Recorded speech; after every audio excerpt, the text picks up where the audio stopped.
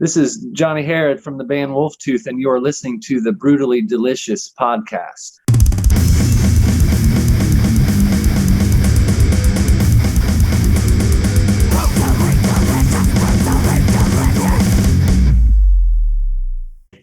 You doing all right?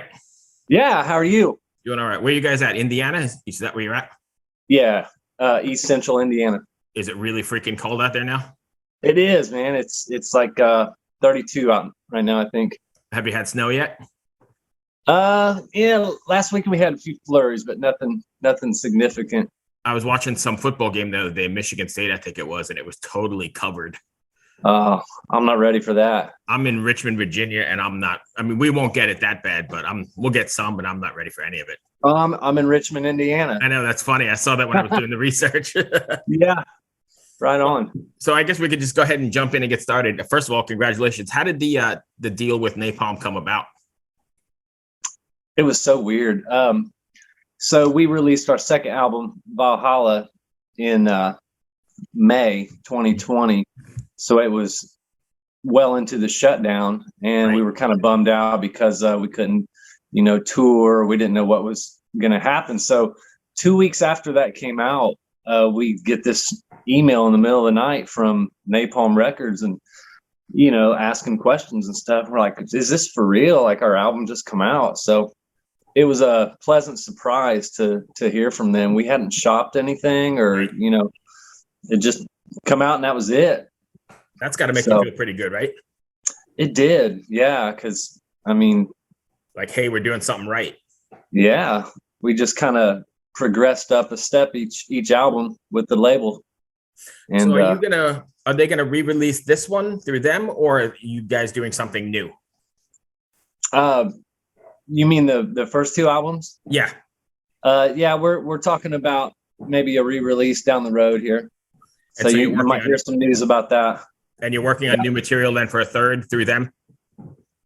Yeah, that comes out Friday.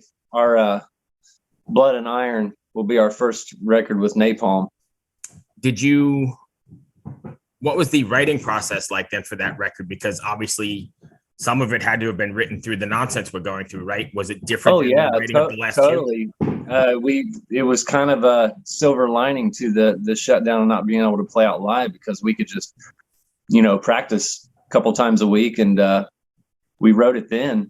We didn't have any pressure of having to tear down the gear for a gig or anything like that. We could just focus on just nothing but writing. Did the process go easier then? Did you find it more creative and better? Yeah. We practice a couple of times a week, and Chris writes most of the riffs, so he would come through with the few and send them during the week, and then we would have something worked out by the time we got together. And the songs come together pretty fast once we got the bones of them. Do you guys write in the traditional sense, like everybody in the same room bouncing ideas off each other, or is it more? I know you're probably pretty close to each other, so maybe you could take advantage of it that way, as opposed to sending stuff back and forth via email. Yeah, we're all within like a half hour, 40 minutes of each other, so it's not hard to get together in person. That's usually when it happens. Somebody will have a main riff, and then we'll just build on it. And if we get tired of it or bored with it, we'll just move on to something else and come back to it next time. Just whenever it presents itself. I think in the long run, that traditional way of bouncing stuff off each other makes it sound, I don't know, I guess the word is more organic or more. Yeah, totally. Does that make sense? Totally, yeah. You really work that chemistry when you're in the room together, as opposed to sending files, online. I know a lot of bands do it like that, but we're old school, so we kind of like to be in the same room and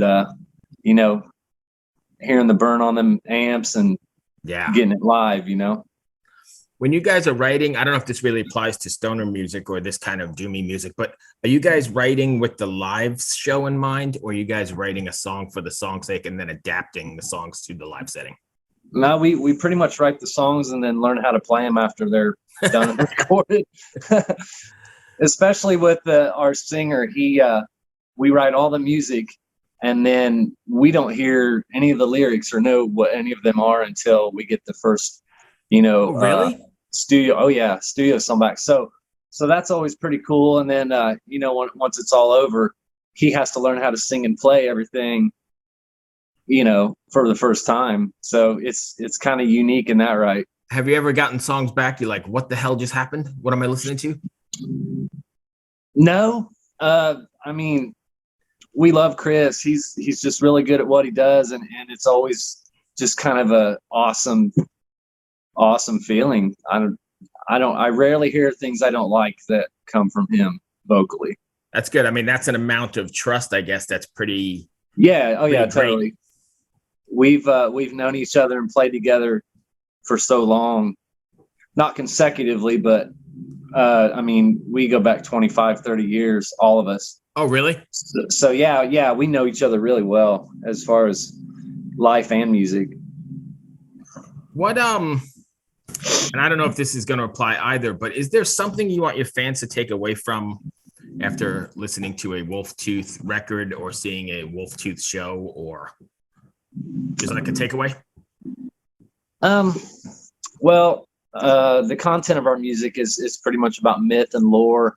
Right. And so we offer kind of an escape for everybody to get away from all the daily hubbub. Which in the end is absolutely needed right now, right? I mean, totally, yeah. With all the shit we're going through, that's the stuff you need.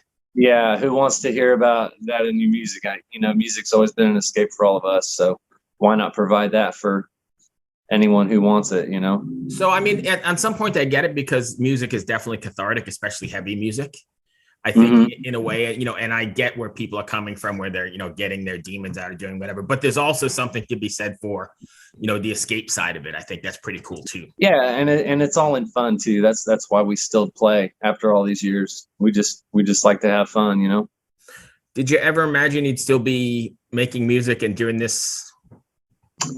No. This far along? That's kind of funny, because we started this band in 2017 as we called it our retirement band, because we've been in the trenches the whole, for 20 years or whatever. And, been trying to get out of here and stuff. And then it's like anything else in life. When you quit giving a shit and quit trying so hard, like, something happens. So it's kind of weird how all this come about, because we got together just to have fun on the weekends. And I mean, we're all blue collar guys, got some kids and all that. So I guess we wrote some good stuff, because it just kind of accelerated and turned it back into this thing. And here we are. And the music business, you've been in it so long, and I've been around it as long as well, but the music business has changed so much. I mean, now it's not just writing songs and handing out flyers and playing gigs. Right now, you've got to be this social media manager and doing all this weird stuff. So, I mean, the changes you've seen are pretty amazing, right? Yeah, it's kind of like, the start. We were there for the start of the internet. We grew up when nobody had cell phones, and we went outside to play and all that. So this whole aspect of the music side of it is, we're getting used to it. We're not really out there as far as selfies and posting content all the time and recording everything we do. We're old like that. So, and it's difficult with, like you said, jobs and kids and life and. Oh yeah, totally.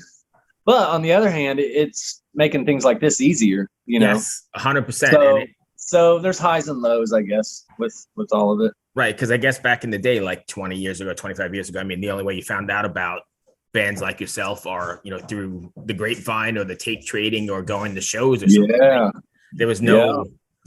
We've watched it kind of evolve all this time, and it's different. And I think the music business has kind of evolved as well. So now everybody's doing like this single, and I applaud you guys for doing a full record, because a lot of people are doing this, single model. Oh yeah. Like a single every 6 weeks. And I think what's missing is, I'm old school, just like you said, you are. I enjoy it. It's a ritual. It's a practice to get the album and, go to the store, buy the album, sit down, listen to it the way you wanted it to be sequenced, and read the liner notes and read the credits and do all that stuff. That's a thing. Yeah. And with our album, it has liner notes and all the lyrics are in it and everything else, the new one. So maybe give a few of us that are left something to look forward to open up and read, I know, because I mean, people like my son, they just want that 99-cent single and then they're moving on. And I keep trying to tell them, no, you need to sit down, buy the record. Because there's an art to sequencing as well, right? I mean, you guys spend a lot of time trying to figure out what song goes where. Right. And then, that gets lost in this whole weird single model. And I know you have to release singles to stay relevant in this time, but I think the record especially for older school people is going to be great. Yeah. I'm really looking forward to the feedback from it. Are you doing it on vinyl as well? Oh yeah. It's on vinyl, CD, digital, all that. Nice. And it's coming out this Friday. Comes out this Friday, December 3rd on Napalm Records. And if fans want to, did I lose you? No, I'm here. Oh, shoot. It just blanked out on my screen. Hold on one second. Sorry. I don't know where you went. Oh, there you are. Sorry, my screen just blanked out. If fans want to find you, where do they find you? Just Wolftooth? At Wolftooth Metal is all our social media. At Wolftooth Metal on Instagram, Facebook, all that, YouTube. So another quick question I had that's on my list here, and I'm kind of skipping around, but when you're playing, have you played shows yet? Have you played live since this whole thing has? We've played one time. What was one that time like? Here in our hometown? It was about 3-4 weeks ago. What was that like finally being back on stage? It was pretty awesome, really. We played really tight. We had a lot of time to practice. Did you have a lot of nerves being back out there after so long? Not really. It's just I was more worried about how much merch we were gonna sell or who was watching that while we were playing. But no, it's like riding a bike for me anyway. I don't think any of the other guys were nervous. Right. Well, that's cool. But what I was going to ask you is though, so this long in the business, I'm sure you're finding people bringing like multi-generations to your shows then, right? I mean, you're getting people your age bringing their kids. That's got to be pretty cool too, right? Yeah, it's a good feeling. Ushering in the new generation of little metalheads. I think a lot of our music pleases the classic rock crowd, older folk, and then people, 20s, 30s, and even we have a lot of kids too that like it. I mean, music's pretty simple in the aspect of like no screaming, we don't cuss, it's all, you can understand it, and I think kids latch onto that maybe a little more. Right. And like we talked about earlier, their escapism and that whole fantasy thing is really cool as well. So it's all fun. Right. It's not violent, and not that there's anything wrong with that, because I listen to a lot of heavier stuff. That's all I listen to. But yeah, you see what I'm saying? Oh yeah, absolutely. Did I miss anything you wanted to cover? Because that's pretty much run down my list. No, just you can buy the album on Amazon, iTunes, listen to it on Spotify, Amazon Music. Did I already say that? Yeah, you said that, but please say it again. All the digital outlets you can buy it on, or you can go to Napalm Records website and order it. There's shirts. There's a new Blood and Iron shirt, and they have a couple different versions of the vinyl, along with the black and then the CD. And then you can go to our Bandcamp, wolftooth.bandcamp.com, to find our T-shirts and media of our first two albums. And Blood and Iron will be on there also coming up. So, and please go out and buy merch. Yeah, totally.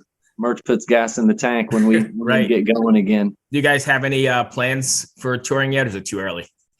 We do for next year, 2022. We're looking to go to Europe, look for an announcement.